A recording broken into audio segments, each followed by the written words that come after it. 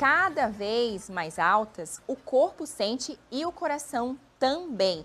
E o excesso de calor pode trazer riscos sérios à nossa saúde, especialmente para quem é mais vulnerável, como idosos e crianças. E para entender como o organismo reage às altas temperaturas, a gente vai entender agora quais são os sinais de alerta e como se proteger. Então, eu vou conversar agora com o Dr. Alcilei, que é cardiologista. Boa tarde, seja muito bem-vindo. Olá, boa tarde. Boa tarde. Então, a gente vai falar sobre esse assunto, que é um assunto delicado, né?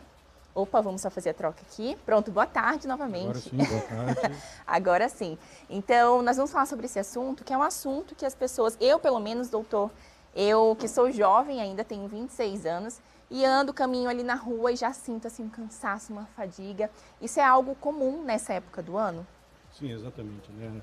Essa estação do ano, o verão, que é uma época que nós podemos curtir e fazer atividades ao ar livre, é uma época que se torna perigosa principalmente pelas ondas de calor, né? Como nós podemos observar recentemente, dias, e não só durante o dia, mas também noites muito quentes, e a gente sabe que isso está diretamente relacionado a complicações cardiovasculares. Complicações essas como infarto e derrame cerebral, que é o AVC. Uhum. Então, é algo muito sério, né? Que pode começar com algo pequeno, mas que pode progredir para um assunto mais sério. É importante a gente entender que as altas temperaturas, elas consequentemente vão aumentar a temperatura corporal. E aí existe um centro regulador do organismo para fazer essa adaptação, para fazer o controle da temperatura adequada, e isso ativa um sistema termorregulador que está localizado lá no cérebro e que vai acionar seus mecanismos de defesa, de adaptação. Por exemplo, vasodilatação cutânea, o que é isso? A dilatação dos vasos sanguíneos. A gente muitas vezes consegue até observar que as pessoas estão com a cor mais avermelhada, a gente começa a suar mais. São mecanismos que vão propiciar a redução da temperatura corporal, como um método de defesa.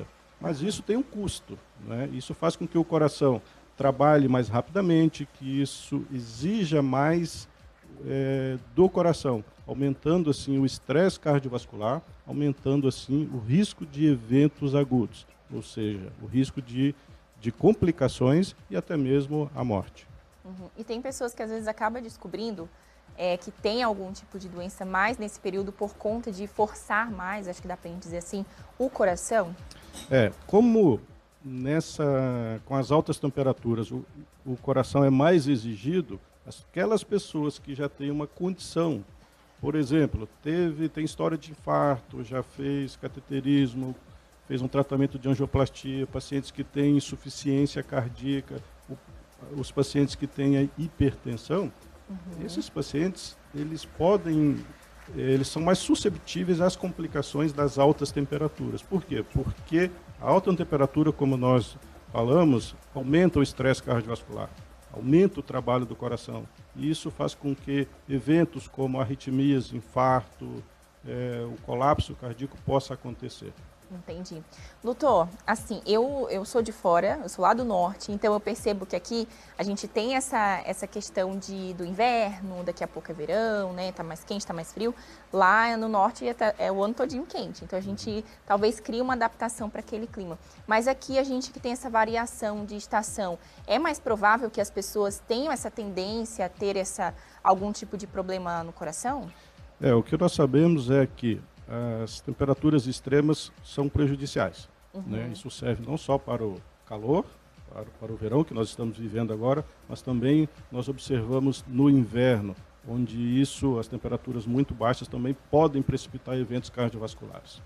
Então, mas o nosso organismo tem um mecanismo de defesa.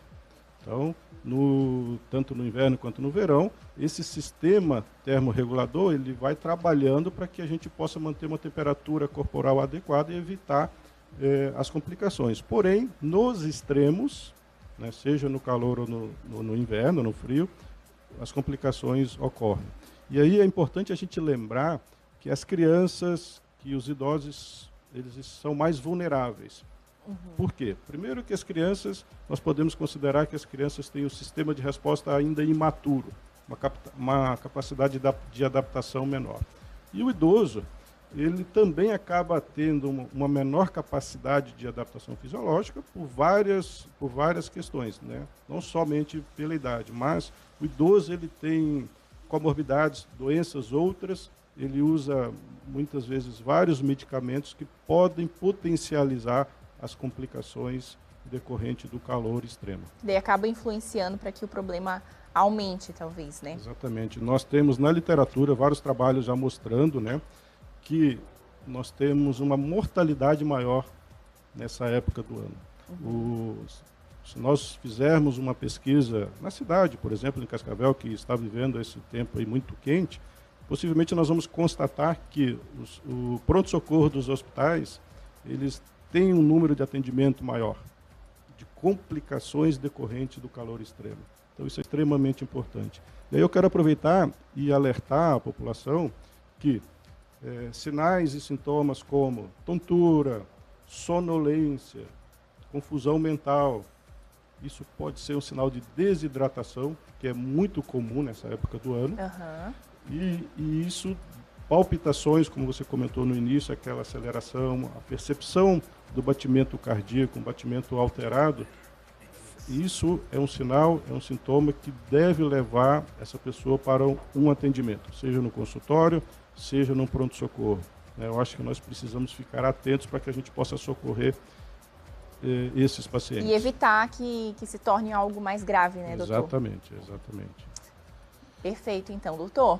A gente fica por aqui, então, com essa conversa maravilhosa sobre o coração, que é um assunto muito importante, né? Você que está aí em casa e acompanha a nossa conversa, agora vai ficar mais atento a esses sinais que o doutor acabou de passar, tontura, palpitação, se sentir qualquer um desses sintomas, já pode procurar um médico, não porque passou já, né, doutor?